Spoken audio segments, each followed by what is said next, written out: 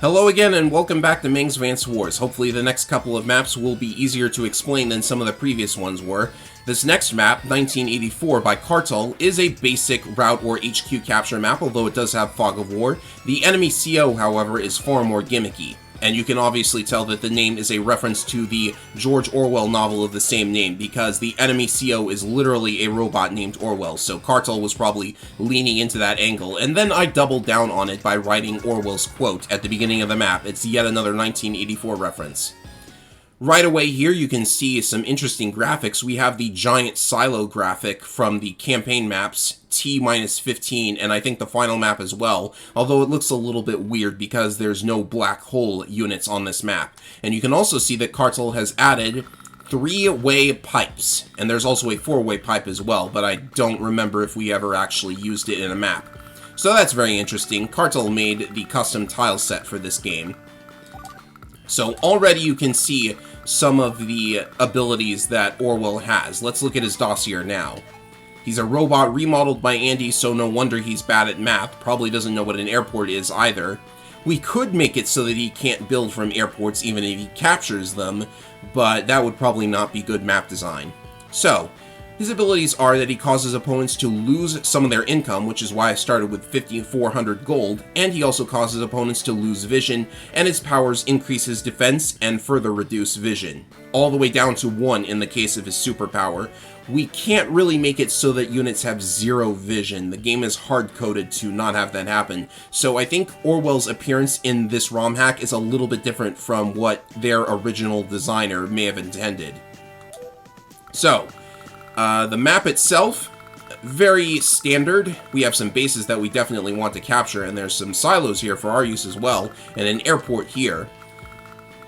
Typically, I go up the left side of the map and go for an HQ capture with Lily's abilities, but you've got to be careful about your HQ. It's very vulnerable if the enemy starts sending units down that way. So let's get going. I got to beat this in 20 turns for an S rank, or 100 speed rather. So a thing that I like to do is, I actually like to go for this city on the first turn. I don't go for the airport straight away. I'm not sure how much of a difference that makes, but I don't want to, like, take the airport straight away because I don't really need it. I don't have the money for air units. And I am base skipping yet again. However, I want to break that pipe and get to the base as quick as possible. And also, the enemy is going to be having an infantry fire at that pipe seam for several turns straight. There's not much we can really do about it. The enemy is just going to build an infantry near that pipe, and they'll be compelled to fire at it over and over again because this game has good AI. So let's get... I'm going to get the base on the next turn, so I think I'm actually going to go for another artillery. It's going to cause me to spend all of my money for the turn, but that'll be alright. It'll get rid of the pipe just a little bit quicker. Or will it? I could destroy it on the next turn and then go for the base immediately, so yeah, that's good. Meanwhile, these captures will finish, and I could keep going to these cities, but I don't want to overextend too much. Recons are going to have lowered vision, so I'm actually not sure if I should grab one. I'm going to save some money. It's good to have infantry near the silos so you can fire them when you want to. Also, there's a river coming out of the mountain. I mean, this looks a little strange, but it's not like there was a custom tile for it, so there's nothing that can really be done if you want there to be a river there. So blow these up. And the enemy might be putting a tank around here so that it can come and attack by capturing infantry. So, do this. And I will, in fact, have 1 infantry go for those cities. Now I could start building copters if I wanted to. The enemy doesn't really build a lot of anti-airs on this map in my experience. So let's go for some of those. The idea is going to be, you know, you've probably thought already that I'm going to blow up that pipe seam and go straight for the HQ. I do want to get some vision up there, so a neat thing you can do is actually drop a unit onto these mountains and you'll have some extended vision over there. That's pretty cool. So I will get some vision here. Ah, there's a recon. Not gonna fire the silos quite yet. What should I do here? I suppose if the enemy tries to go for the copter with an anti-air or something, I will have an ambush waiting. So let's go with another copter, because I actually need to capture more cities than usual to get some good income going. Alright, there's a tank. And it looks like Orwell will be able to capture that airport, but I'm not sure if he'll actually build anything from it. Either he doesn't see the point in spending money on an air unit this early, or he doesn't know what an airport is, one of the two. So let's get a tank here. I want to be able to fight off that enemy tank. Looking good so far. Not going to overextend too much. I can start making a move on that pipe. And I should be able to get some money for a T-copter here very shortly. Let's see how it goes. Okay, so there's an anti-air. That's worth knowing.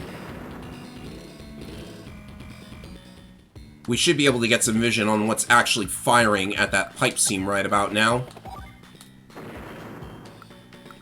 That's just an infantry. Like I said, he's going to be compelled to fire at it every turn, which can get very annoying.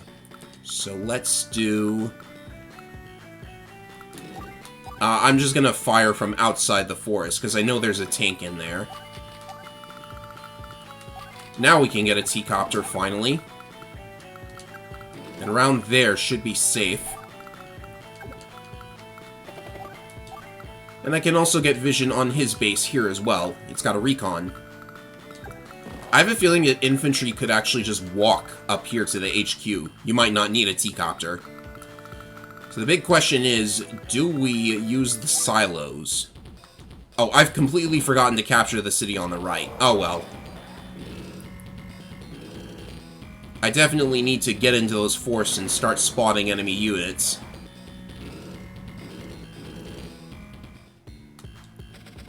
But he did leave a tank in range, so go ahead and take that out. Take out his tank as well. And there's a unit here, right? There is a recon. Time to start making tanks. Because I can, this might be the time to use the silos. There's a lot of units here, including artilleries. Yeah, this is going to be the time to use the silos. I'll do it like this. Maybe I'll hit something in the darkness as well, but I'm mostly going for the artillery with this. Around there should be good. I guess I could base block, but that might cause him to build near the HQ, and I kind of want the HQ to remain defenseless as it is. Let's get a tank here as well. Oh, there's a tank. I'll attack that, actually. That one tends to go for my HQ, so this is good.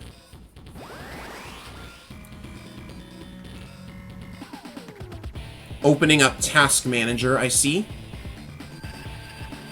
So this will increase his defense, but not by much. It also reduces my vision even further.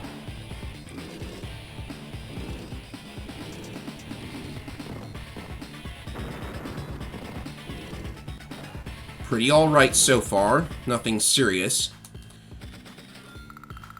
I suppose besides from the income reduction, Orwell is a pretty basic, bland CO. But he is gimmicky. And he might be fun to play. What should I do here? I'm not really worried about that anti-air because it can't go into the mountains. Wouldn't it be scary if you could go into the mountains with your anti-air? Alright, one more turn and I should be able to get through to the HQ. And I could use my regular power here if I wanted to. You know, actually... splitting hairs. So... I think I'm actually able to build a mech inside of the T-Copter. Yes. The T-Copter can actually hold 2 units if you are Lily. Like, only if you build one as Lily. If I could make it so that certain COs could, like, carry 2 units in the T-Copter, that'd be pretty interesting. But I've never actually done that. Probably isn't too hard. Right, I'll just keep everyone hidden in the forests. Might as well join these up. Although I did lose some vision there. Oh well. Let's get some mechs. I think mechs are needed at this point. And this tank is actually going to... Well, I can't finish it off, but... Next turn I could. Ah yes, and the music for Orwell is a remix of Andy's theme. I thought that was very appropriate. I wrote the remix. Oh, there's a medium tank down there? That's very weird. So I did this remix of Andy's theme, by the way. Thought it was really cool. I actually mixed in Nell and Sammy's themes, so it was really awesome. Of course, I think it could be better. I'm not too acquainted with the sound system that Advance Wars uses, so I think it could be improved. But I like the end result.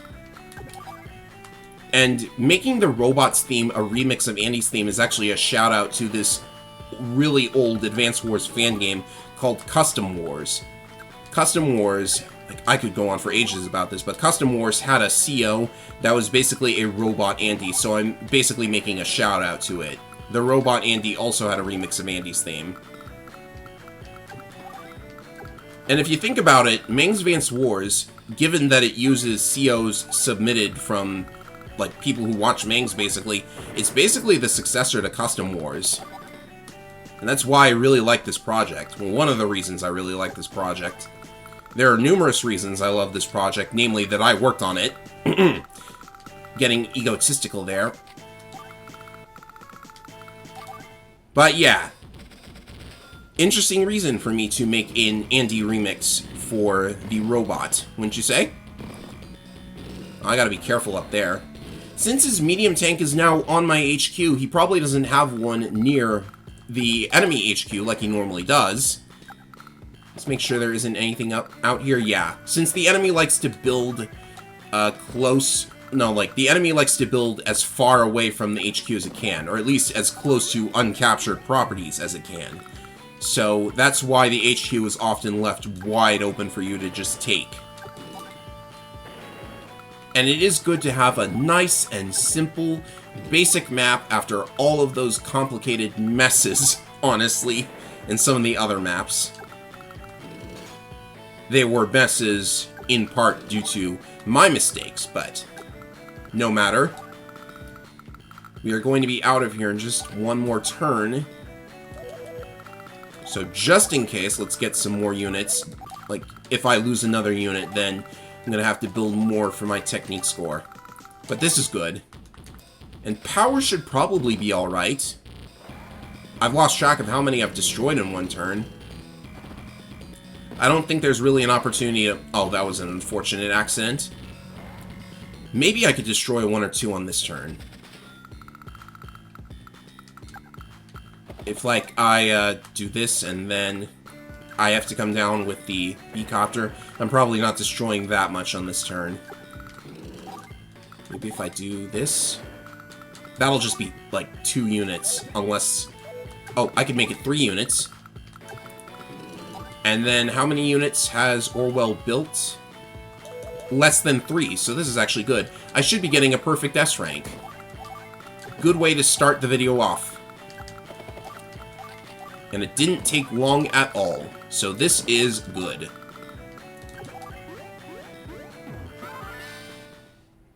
That should be an S rank with 300 points. Yes! Very nice. Now we can move on to a much more gimmicky map than this one was, so stay tuned for that. I'll be right back. Oh boy, I have some explaining to do with this next one. And next up, we go from a basic map to something a lot more complicated in concept, so I'm going to get into it straight away. Air and Sea is based on a map from the Advance Wars 2 campaign. On the hard mode exclusively, there is a map where you are only allowed to use air and sea units, and it wasn't really a great map, but Mangs liked the concept, so he designed this map for our air and sea unit specialist, Natalie. And this map went through a couple of iterations, if I remember right, or I tried a couple of different things to get the map to actually be fun, because the map from Advance Wars 2 is not very much fun at all, much like Advance Wars 2 on hard mode in general, and this map was difficult to settle on something that would not take forever and also be kind of fun, so I think we've got something nice going here, but I'm sure not everyone is going to agree. This reef tile is very strange, I know. Ignore that. So, the idea here is you can only use air and sea units unless you are Lily, because you can build mechs out of the T-copters, and you do not win simply by routing or capturing the enemy HQ. You can do those things, but that's not the only way to win here. I made it so that you can win by destroying 15 enemy units before your opponent destroys 15 of yours. So that wound up adding to the map variety in this game, or variety of map objectives. So it ends up being really nice in the end, in my opinion. Let's check out the enemy CO.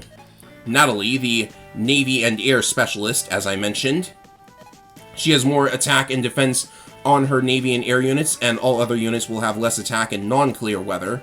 And her Navy units also cost less. This wasn't a part of the original design for the CO, however Mangs decided to add that in because Navy units are really difficult to use normally because they're much more expensive than air units and don't cover as much ground as air units. And we couldn't modify the price of Navy units on their own because that was just outside of the scope of the project. We did not intend to modify the units in any way. So we threw this in, and hopefully when you play as Natalie, that should make Navy units at least a little bit more viable, I guess. It's probably not that viable. Air units are probably still superior.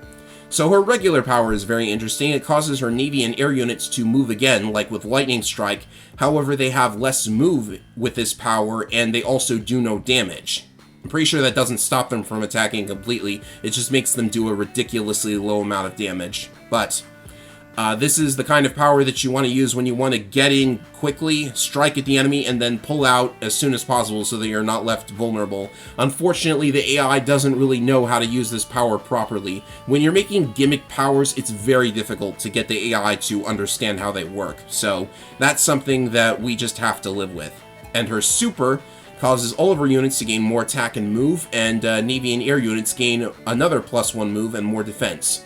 So I guess you could say it's like Adder's powers with a much bigger boost to stats.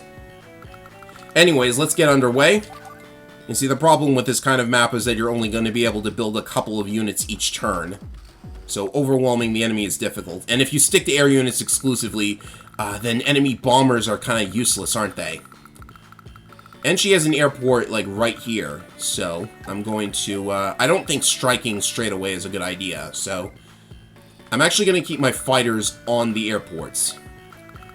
And I will get a couple T-copters, because the thing you can do is that you can block enemy airports with T-copters. They're really inexpensive, so it's very easy to do. And if Lily gets her regular power, I can build mechs and start capturing things.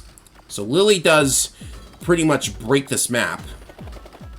I'm pretty sure I can reach that fighter from where I'm at the moment.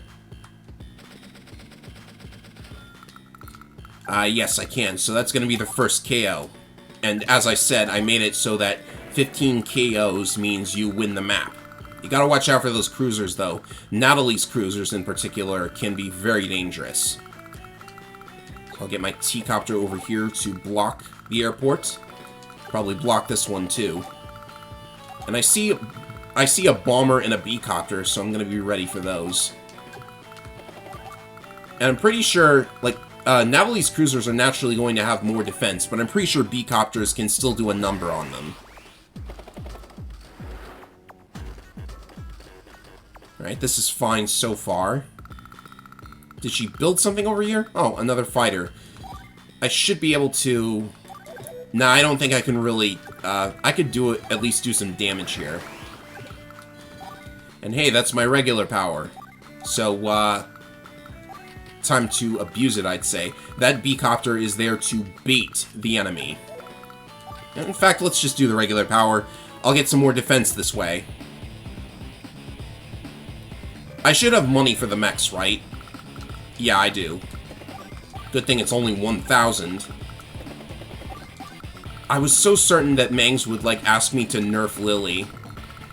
But, he seems happy with her, so I am too.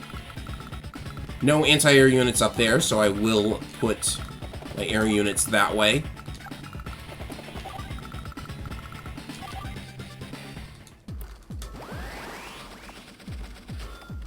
I think this would work out maybe just a little bit better if maybe battleships could fire at air units like they can in some of the Game Boy Wars games. I have an airport all the way up there, and I did not check for it. My goodness. I could have built a fighter all the way up here, but... You know, I can hit his B-copter. I can hit her B-copter from here, excuse me. So I can do that. And let's see what the damage is here. Yeah, 46, 2 B-copters should still be able to take out a cruiser, but they'll probably take out, take a lot more damage, so maybe the cruiser will go up there after them. This is so amazing. I really think that, you know, maybe we could, like, pre-deploy a couple of infantry, and then at least you could capture stuff. Like, for a multiplayer map, that might be fine. But I'm not sure that the enemy would understand how they're supposed to play the map in that case. I'll keep the B-copter around here and build another one in case that cruiser comes down, and that should be good. Her super is going to add a lot of defense to her enemy units, though. So I might not be able to... Oh yeah, Alpha Strike is a funny CO power name if you ask me. I don't know why it's funny, it just is.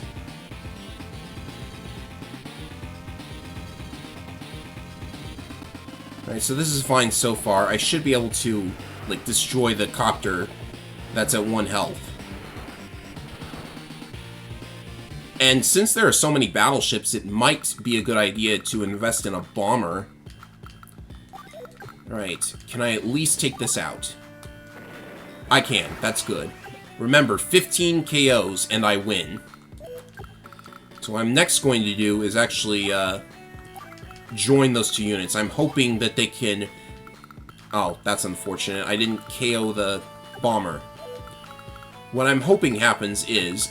maybe the cruiser goes for the copter instead. But down here, it's actually going to be just copters, because they should be able to take out the cruiser. Fighters can't do it. And now I have a little bit of extra cash to spend on more units. So yes, Lily does very much break this. So if that cruiser comes down here, then I will want a copter ready to get rid of them. So this is what I'll do. You could actually capture the HQ by using Lily's power to put a mech on the HQ, but it's possible that the enemy units will see it coming. Natalie does have a lot of money, so it's possible that she'll build something close to her HQ. She did build a copter up there. It's kind of strange where the enemy builds their units from in this map. Ah yes, there's a fighter here now, so this got interesting. I guess I could try the HQ cap strategy, now that I'm thinking about it. Yeah, there's quite a lot surrounding the area, though, so I suppose I could... There's no way the copter will get destroyed from there, so if I have a couple of fighters escorting them, then it should be alright. Now I'm just gonna go for the HQ capture strategy. Let's do it. I can always, Oh, did I accidentally build something? It's the first thing on the menu, so it is possible to accidentally build something, but I would rather accidentally build than accidentally wait, so I'm happy with this. Ah yes, the 5 HP cruiser reduced the copter to 4 HP, so still able to do quite a lot there. But this is with the 10% defense boost. Uh-oh. This fighter might be able to destroy that copter, but that's fine. Might be able to is the key word. Oh, there's another fighter there as well. This is getting a little scary. Just a little bit worried for the tech score. But it's probably not a huge problem. Oh, and she's got another super. Your supers fill up very, very quickly in this map because of how expensive all the units are. Not that playing this in Dual Strike, where unit price doesn't matter for the CO meter, excuse me. In Dual Strike, price doesn't matter for the CO meter, but I don't think it would make the meter fill up any slower, to be honest, because these are still big units. They're worth a lot of stars. Copter's getting away from the HQ, which is good for my plan.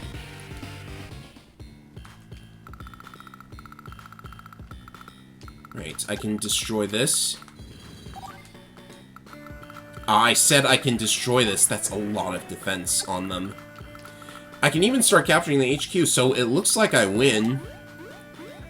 Oh, there's a bomber in the way, isn't there? No, it's the 1 HP bomber. But still... it is 1 HP, so I would rather be rid of it, but I think it's going to go for an airport and start healing. So as long as I do not lose too many more units, I'm pretty much solid and good. This bomber is going to stay right there, so let's be ready for it with a fighter. And I need to reduce the amount of lost units as much as possible, so... That's so much defense. Okay, join. And don't even bother firing, just join. I'm just reducing the number of units so that the potential losses are not as huge.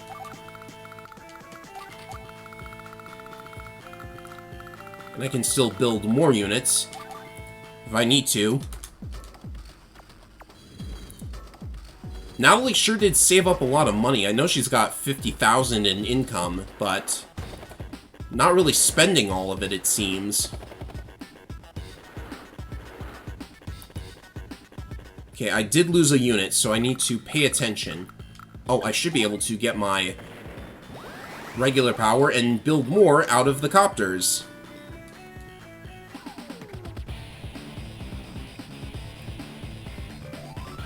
I'm so glad Lily was allowed to be overpowered. Can't even finish the capture there, though. 5 units lost. Alright. It's just gonna have to be nothing but copters out of the airports. Because landers are certainly too expensive.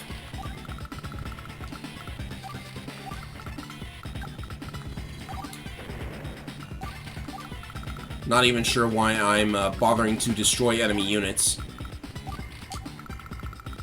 Alright, I did it the cheesy way, but that is another map cleared. And hopefully with a high rank. No, I just missed... I barely missed 300, but no matter. Alright, so that's going to be it for this video in the Mangsvance Wars playthrough. Next up, we have an interesting map to talk about. One that I did not practice for in the slightest, so... might have to spend some time practicing that before I record. So, I'll see you for whenever that comes up. Later, everyone.